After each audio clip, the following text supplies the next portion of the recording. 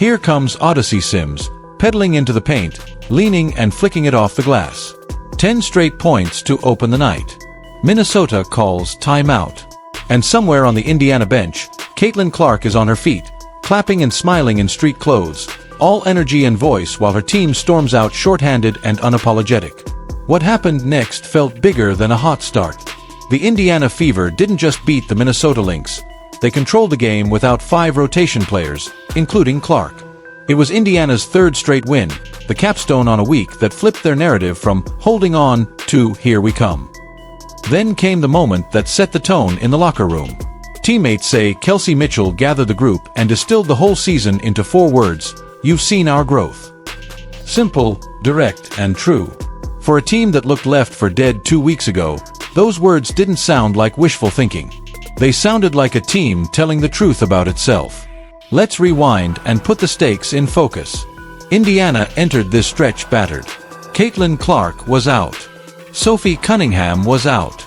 Sydney Colson was out. Chloe Bibby was out. Ari McDonald was out. 5 rotation players gone at once, including the face of the league, the team's top spacer, and 2 guards who stabilize pace and defense. That's not a bump, that's a crater. The Fever had dropped 4 of 5 heading into a stretch that would define their season. The question wasn't, can they build momentum? It was, will they have enough players to compete?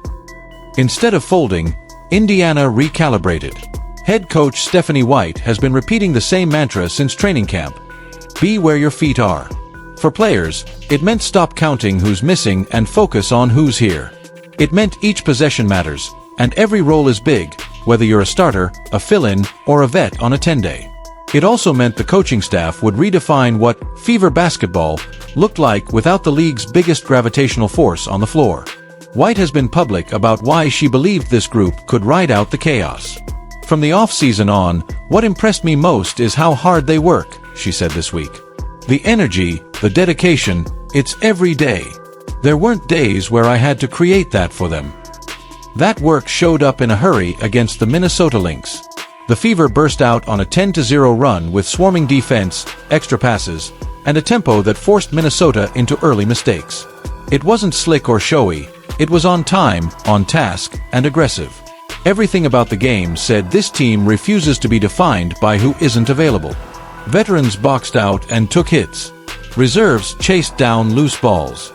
Role players pushed pace, cut hard, and kept the ball moving. At every position, someone did something that made the next play easier. That's how you survive when your stars are out. That's also how you win. Beating the Lynx didn't just notch another W. It nudged Indiana into their first winning record since 2015. It announced that resilient isn't a compliment, it's their identity. And while the blueprint was team first, a handful of individual performances painted the picture in sharper lines. Start with Aaliyah Boston.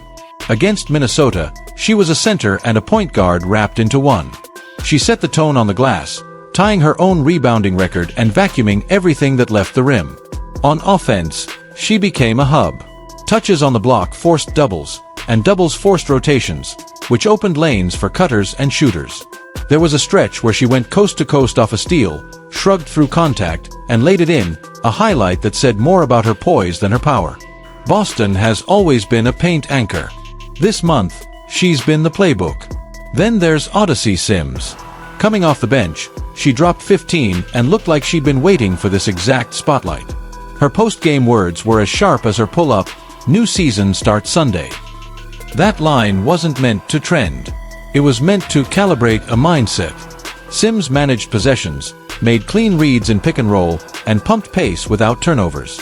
In games like this, tight, physical, swing-heavy, secondary playmakers are the difference between a good idea and 2 points. Sims delivered. Aerial powers provided the dagger. Back-to-back threes from the wing that stretched a fragile lead and quieted the Lynx's run at a critical moment. Those shots weren't just about form. They were about conviction. In a stretch where the Fever needed a "we're not giving this back" sequence, power supplied it. Lexi Hull did the things winning teams can't live without. She guarded up a position, switched effectively, cut hard, and hit just enough to keep the defense honest. Coaches adore players like Hull because she doesn't need touches to matter.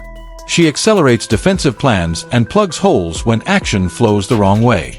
Her game doesn't shout, it holds everything together. Natasha Howard's work is easy to miss if you only watch the ball. Against Minnesota, it was unmistakable. She hit in rhythm, stretched the floor just enough to pull a big away from Boston, and competed on the glass like it was her first day on the job. When rotations shrink because of injuries, efficiency matters more. Howard brought balance that gave Boston breathing room down low and made everything from rescreens to high-lows look smoother. By the time the horn sounded, 5 Fever players were in double figures. That isn't a stat line, it's a declaration.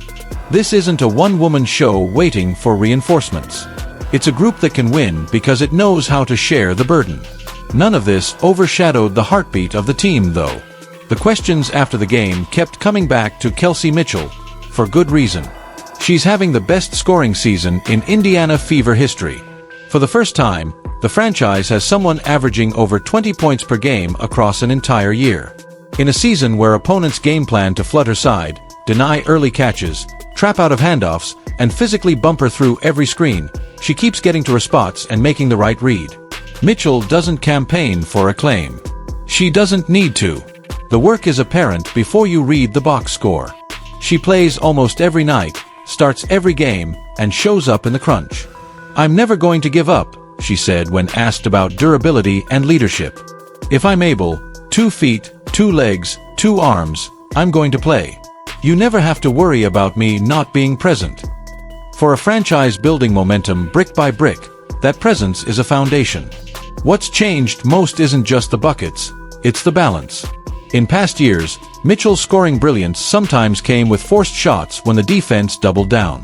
This year, she's reading pressure like a veteran quarterback. When a trap comes, she's hitting the release quickly.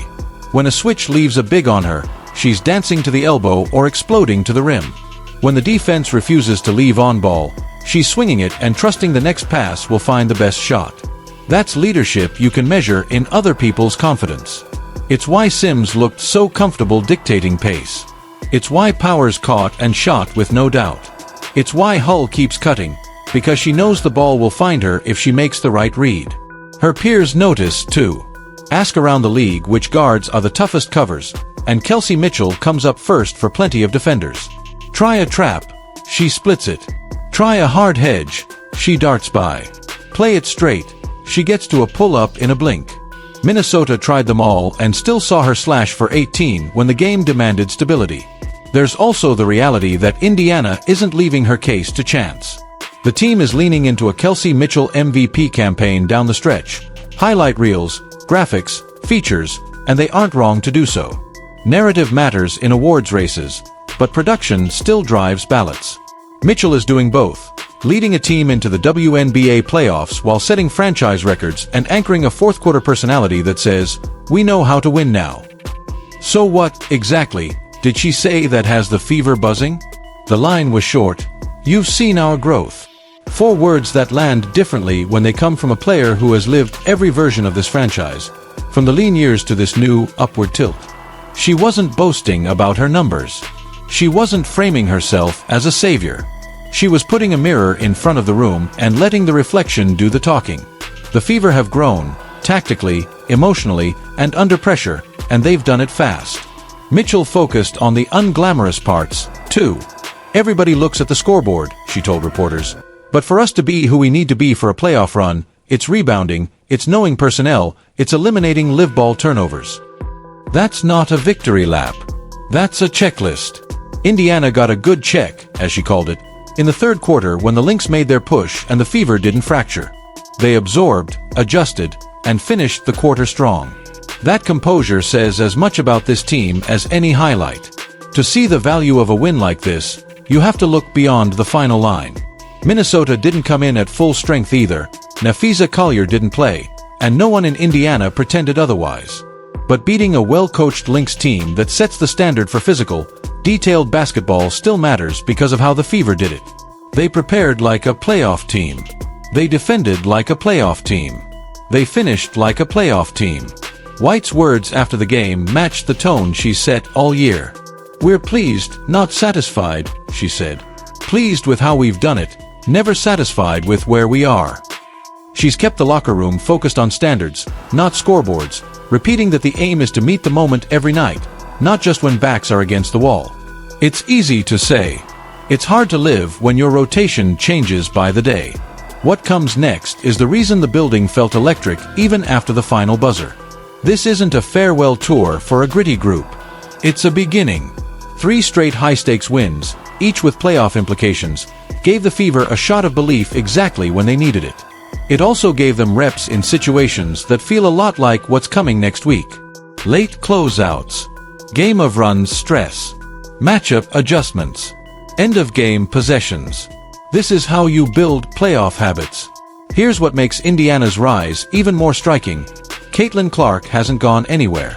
She's on every bench, studying every huddle, engaging with every possession. She's talking to teammates about what she sees. She's asking questions about coverages. She's already, in her own way, fitting herself into the version of the team that will exist when she returns. A deeper, steadier, postseason tested unit with a clearer identity. When she steps back on the floor next season, it won't be to rescue a franchise. It'll be to rejoin one that has learned how to compete without her and is ready to become something dangerous with her. Imagine a core that features Kelsey Mitchell's record-setting scoring, Aaliyah Boston's control of the glass and offensive hub work, and a bench that now knows exactly what it takes to swing a game.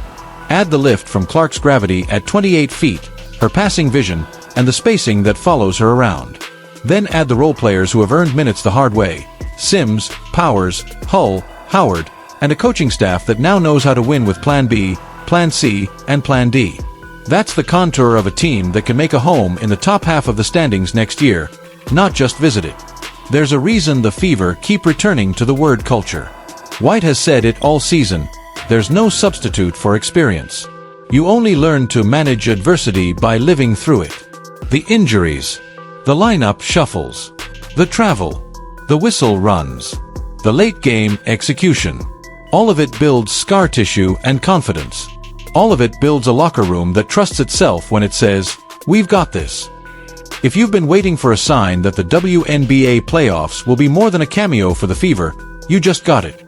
This week wasn't about catching someone off guard. It was about proving they can play their style, at their standard, against anyone, even when the roster card looks like a doctor's note. The Minnesota game didn't just earn them a headline, it put film on tape that opponents now have to prepare for.